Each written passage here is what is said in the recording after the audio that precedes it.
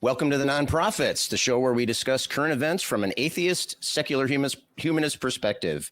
In our first story, we look at the hows, whys, and now what's of some policy changes Mark Zuckerberg is implementing at Meta. Chris Mallard, what is Zuck up to?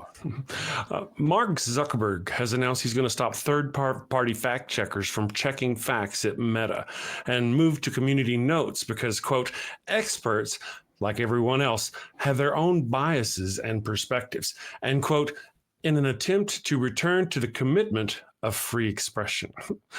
That's great, because what the world really needed was more misinformation and less accountability.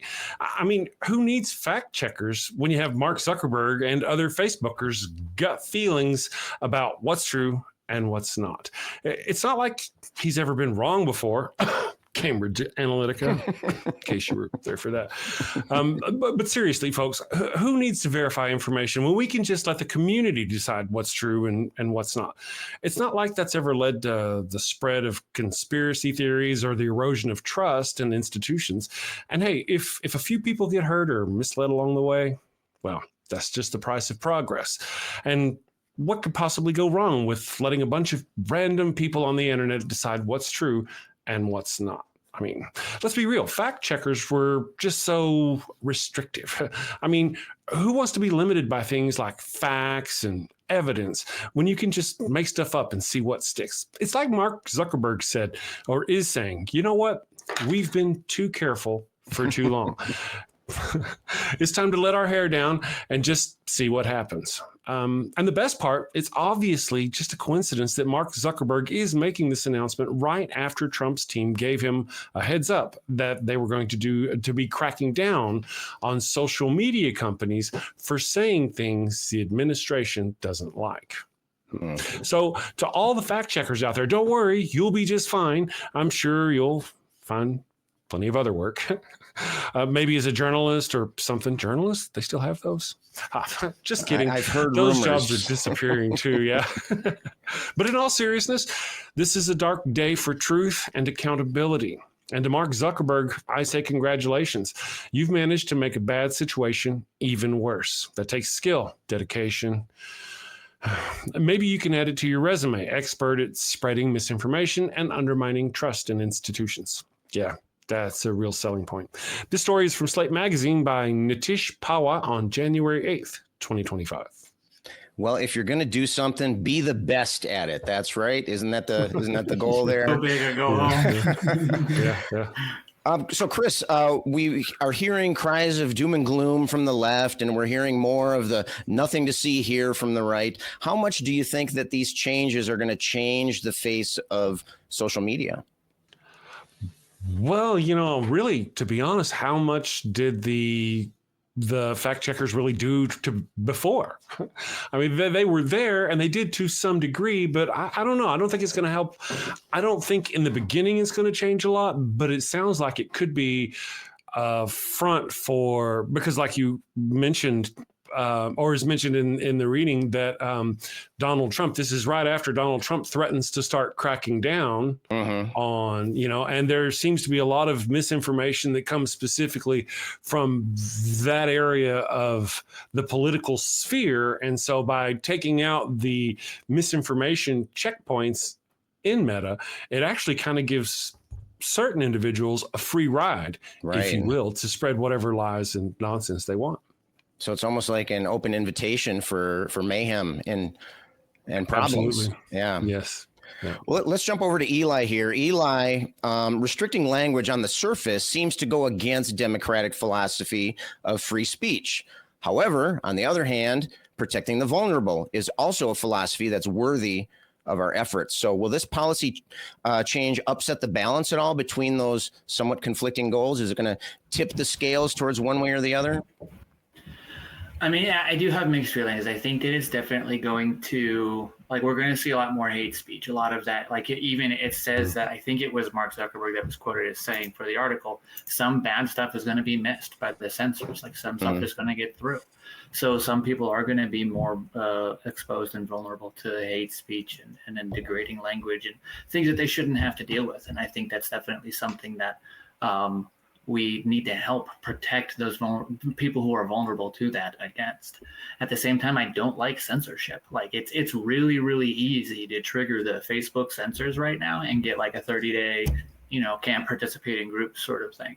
Mm-hmm. And so what I think, the other thing that I'm thinking as I'm sort of sitting here listening to it is that the people who are getting fact checked or like getting something removed because like, hey, this isn't accurate, they don't think they're being fact checked. They think they're being censored because, it mentions in the article, conservatives, it was worried about some of the fact checkers, removing content based on like political bias or whatever, because conservatives are being fact checked more than, liberals or Republicans more than Democrats. But and that just goes to show, it's like they don't see it as like, oh, what I'm saying is not correct, and here's the information they're giving me to show me why. They're seeing it as like, oh, they're just silencing me because I'm not a lib, I'm not whatever, and they just think that they're being censored. So the fact checkers, I don't think were doing what they were intended to do, at least not to the degree in the first place. So you're saying it wasn't sinking in? Is that what, like, if they said, this is incorrect, it was a challenge to their ideology or a challenge to their position, right? Is that? Yeah. I think probably for a lot, not everybody, of course, but it's not, there's no like monoliths really, but I think for a lot of people, it was just more like, oh, like the truth is being hidden, or like I'm being censored because I'm not agreeing with the status quo kind of thing. Mm-hmm. Yeah, well, I suppose if you're getting if safeguards are put in place and you get called out more often than anyone else, blame the system, right? Don't look inward. Never look at your reflection in the mirror. Figure out how there must be some kind of external a problem here. I guess that's pretty a natural human response too. I mean, humans are naturally inclined to take credit for themselves, but put blame on others. And so that's kind of what's happening here, maybe, huh? Yeah. I guess rarely do we see ourselves as the villain. Right. We're always the hero. Yeah. Right. Yeah, exactly. We're all the hero of our own stories, right? Mm-hmm. Well, Chris, since we're back on you right now, the press makes this sound like it's a huge shift in direction for Meta. But is it? Is this a major change? You were talking a little bit before about, did the fact checkers really do anything? Is this just fluff and lip service, or is this a substantive change here? I really don't think it's that much of a change yet. I believe it will develop into more of a change as certain things unfold over the next few years. However, at the moment, I really don't think it is. When you stop and look at what, I guess for people like Eli was saying, who get into forums and comments and they really run into the censors a lot. I myself don't tend to run into them. I just post my crazy atheist hate speech, and they don't ever bother me. I don't know why. But what I have noticed is an influx, a huge increase in these fake Mark Zuckerberg posts. Other people posting images of Mark Zuckerberg, like kissing Donald Trump or somebody else, and talking about how they're now coming out of the closet, and they're putting this as and they're just filling Facebook with these misinformation stories and images about Mark Zuckerberg. I just feel it's the Schadenfreude. I mean, I hope he gets to enjoy some of it myself. True. Well, I think he'll enjoy it all the way to the bank. I think that's either way. There's really, there's a single concern, I think, on his mind. It's not necessarily the flourishing of humanity or I don't know. I suppose I shouldn't judge Mark Zuckerberg, but based off of things I see, that's the way it seems to me, is that there's more of a focus on profitability and on business success, and not so much on development and promoting goodwill and healthy interactions with people and so on. Unless I'm mistaken, the definition of fascism is the marriage between politics and business. I mean, essentially, and that would be where we would be going with some of the notions. Anyway, one of the things, though, in my opinion, about the fact checkers there's some things the platform algorithm has been getting wrong. Has anybody else noticed this? Sure, they claim to have fact checkers, and yet running up to the election, I'm a left-wing pardon the expression, liberal nutbag. Everything I do on my Facebook is liberal craziness, atheist, blah, blah, blah. And yet when you scroll down my Facebook, especially during the campaign and whatnot, when you scroll down my Facebook, you see these ones that say follow. You know, there's suggestions, there's fringe you see, and then they're trying to shove on you. And there are all these right-wing misinformation. It was almost made my Facebook unusable completely. And where were their fact checkers there? I mean, they're like, hey, we're going to get rid of the fact checkers. Right. Well, wait a second, you know? Oh, darn. Now how will we filter out the misinformation? Yes. So interesting. The call is coming from within the house. It's coming from within the house. Get out of the house. Exactly. Right. All right. Good one. That's a good one. I like that. On that note, let's hop back over to Eli here for a second. Eli, so we've seen people just leaving Facebook and other meta platforms in droves, you know, due to these policy changes. Do you think that will people leaving those platforms? Do you think that's going to help us to accomplish those goals? You know, get away from the things that they're leaving. Sure. I mean, I think there are plenty of good reasons to leave Facebook or leave, you know, any of the meta platforms.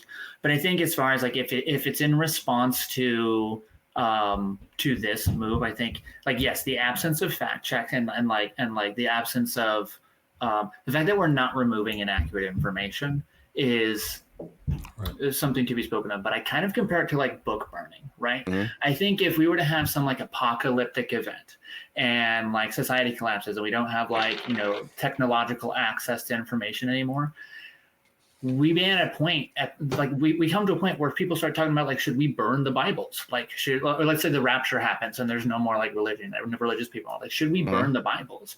I still don't think I would want to, because I would just want to keep that for like the historical significance of that information. I don't necessarily believe in removing inaccurate information. I just believe in like learning how to learn what's good information, what's a good source, what's not a good source, and making sure people are like better. I think given that we have like the AI systems that we use to gather information, that I'm guilty of it, I use it all the time. We have these fact checkers. People aren't really like worried about fact checking themselves anymore. They don't really look for like to make sure what they're reading is true. They see it and they're like, oh, that must be that way. And then they just kind of move on. So I think to leave the platform because there's for this reason, I think it just leaves an echo chamber of like unreason. Like on Facebook, where if all the reasonable people are gone because, you know, everybody who disagrees with them isn't being censored anymore, that just leaves all the people that have the ideas we consider kind of shitty and, you know, just echoing off of each other. Isn't that what X became? Right. So and it just and it's sort of and it's going to grow. The sentiment is going to grow and grow more powerful because there's only people there that agree with them now. There's no resistance. Interesting. Okay. Well, here's a question for both of you. And so I'm going to get a little deep here. So in my opinion, this advent of AI and other mega volume mass processing of personal data, and that's really all the AI is. It's just mass processing of data. It's a major milestone in our ability to manipulate others, right? If you know the right buttons to push, you can get somebody to do anything you want.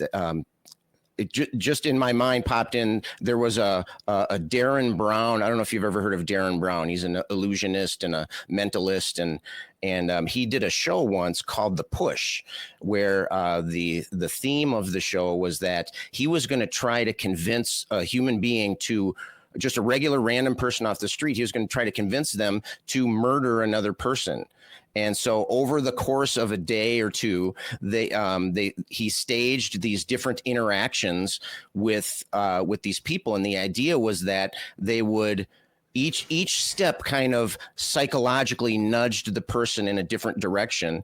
And so eventually things would build up to a climax, and then we would see whether or not it worked. Now I won't spoil the ending for you, but really, I think, opened my eyes as to just how much people can be manipulated by somebody who knows the right things to say. And so when we're looking at this mass processing of our personal data, that's what we see. I mean, that's what advertising is, right? It's basically trying to manipulate you by showing you things that you like or showing you things that you don't like, et cetera. So that's kind of what we're seeing here. And really, the only way that we can stop this is regulation, right? It's has to be regulation of the types of data that can be gathered and what can you do with this? So let's start with Chris on this. What are your thoughts on that? And what, if anything, do recent shifts in the political climate signal about the future of our data safety and security? You know, let's take a leap forward 5 years into the future. Are things going to be different? Are we at risk of blowing all chance we have of having any kind of meaningful security? Yes, but not because of the political nature or because of the political, any of that kind of thing. I think that whenever you combine the computing power, the raw computing power that we have with Google, just announced a few days ago that they've developed some kind of new CPU that can do more in a flash of an instant than all the other supercomputers can do in 1,000 years or some business like that. A computer like they just announced can rip through any kind of security or I mean, if we're talking about personal security, to that question. Now, as far as people's data and their own personal information and being manipulated by AI, man, I use AI too. And I actually use, I recently made a commercial where I used AI to help me change my voice to the voice of Ian McKellen so I could read a thing. Yeah. Nice. And then I made a commercial that's funny. It's hilarious. But that's what the AI has got so much power. You can do so much with it. There needs to be regulation. There needs to be some kind of control. I don't feel qualified to be the kind of person to make those kinds of guidelines. There needs to be, it's like you need to go to educated people who are educated in that field. You don't hire a lawyer to be the head of the Department of Agriculture, for example.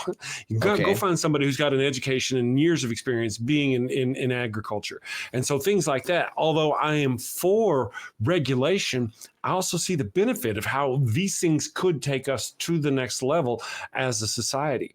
But then we've got this purity of that knowledge and that power. And like you're mentioning with the political environment, the political atmosphere, it's like pouring any kind of the wrong color into your pure white paint and stir it around and everything starts getting muddy. And the more of that you taint it with, the worse it becomes. So yeah, in a few years, I think it really could, without any kind of checks, become a horrible tool for control of people. We just have to, like Eli said earlier, people just have to be educated in how to defend themselves. Right. Use their reason to not fall for this stuff. You can't remove all the misinformation. You just can't, no matter how much you want to. But by educating people how to avoid it, you can extemporaneously take care of that. right. And work out those situations. That's my thing. Cool. Eli, let's build on what Chris was saying there. Do you think we're coming up to some kind of point of no return? Do we have a chance to turn things around at this point, or is there some kind of inevitable conclusion that we're heading towards? Is there a waterfall ahead of us? I think, I think it is. I think there's a waterfall ahead of us. And it's basically at the point where, if somebody would pick up a paddle and start paddling the other way, or if enough people would do that, you could probably get out. But I don't think enough people are going to do that. I saw something, and I'm not sure how I feel about whether this is the case about how AI is being used. But basically, I saw this thing that suggested that the purpose of AI is to build such a dependence on it that people cannot tell what is truth and what is reality without AI, and then basically just flood the internet with AI. And so then that leads to this speculation that then you can, of course, just decide whatever you want to be is the truth. And then we have like a North Korea type situation going on here. And I think that the possibility of that is definitely scary and something that we want to watch out for. I don't know if I think that that is the path that AI is going to take. I think I've seen a lot of really, really cool things that we're doing with AI as well that are like helping people and society. So I definitely want to see, like, I really enjoy kind of playing with it and seeing like what I can, like, you know, what types of things I can, you know, learn from it or make it do. But I would, there's definitely, and we've always known there's definitely ways that it can be used to manipulate and to take advantage. So it's you would hate to see it. It's important to find ways to prevent that. Yeah. And you know, it's so tempting to use too, because it's so easy. I mean, human beings are lazy. I mean, I'm a math teacher. Nobody knows that human beings are lazy more than a math teacher. And so people don't want to think about things. People don't want to sit down and figure things out. And so we're talking about our only defense now is our own sense of desire for truth and our own sense of willingness to put in the work to make sure that what we believe is true. But human beings don't naturally, I mean, we're naturally against that. We want to take the easy way out. If we can have the computer do the thinking for us, then we'll just do whatever the computer says. Chris, did you have any thoughts on that? Well, I was going to go on Eli's analogy there about, you know, trying to row away from the waterfall, if you can get enough people to do that. But at the same time, you've got people over on the shore selling barrels. Going right over the waterfall, and there's people like me going, let's get in the waterfall, come on everybody, you know, because I'm embracing the AI world, but I also recognize that there are dangers, you know. But I suppose you can paddle all. It depends where on the river you are. If you're going down the waterfall, you can paddle all the fuck you want, and you are not going back. You know, you're not turning things around at that point. You are over the edge. Right, but some people treat that like a carnival ride. They're ready to go. Let's go. Come on, let's go over the waterfall. All right, I've been over the waterfall. Let's do it again. Come on, everybody, let's go. That's kind of the analogy. It also depends on how much surface area you have on your oars and how quickly. That's all right. This is quickly devolving into a physics exercise, right? Okay. Well, it's been a great discussion, guys. We're almost out of time here, but I want to throw one last thing out there. And can we blame Mark Zuckerberg for this? I mean, is he the responsible person here? Is he just being a prudent business person? I mean, he does stand to lose a lot of money if he butts up against this incoming regime. Although on the other hand, he might lose a lot of money from people vacating Facebook and other platforms. Let's start with Eli. I'll just give a quick answer. Do you think who's responsible for keeping track of this and for protecting the public? I think for protecting the public, like you would think that's what the government is originally intended to do, what it should do, not to control so much, but to just protect and care for and steward over. I think that, I think it's just business for him. He knows that things are going to get harder for him if he doesn't comply. And I think he would lose more by not complying than he will by complying. And I think I'm sure he's crunched the numbers. Yeah, exactly. Yeah. Chris, you have any thoughts on that to wrap things up for us? Well, you know, I kind of feel the same way. It's probably just political. Again, he's got the pressure coming from that side that they're fixing to really engage. The political force that's coming into power is fixing to really butt heads with his moderators and his fact checkers, and we can't have that. Right. Okay. Well, so maybe political. So what you're saying is that for some, getting rid of the fact checkers, you know, changing this policies is a feature, not a bug necessarily. Oh, absolutely. Right? Absolutely. Okay. All right. Yes. All right. Well, if you want to see more of the featured nonprofits, boy, worst segue ever, by the way. If you want to see more nonprofits, all you have to do is click one of these links.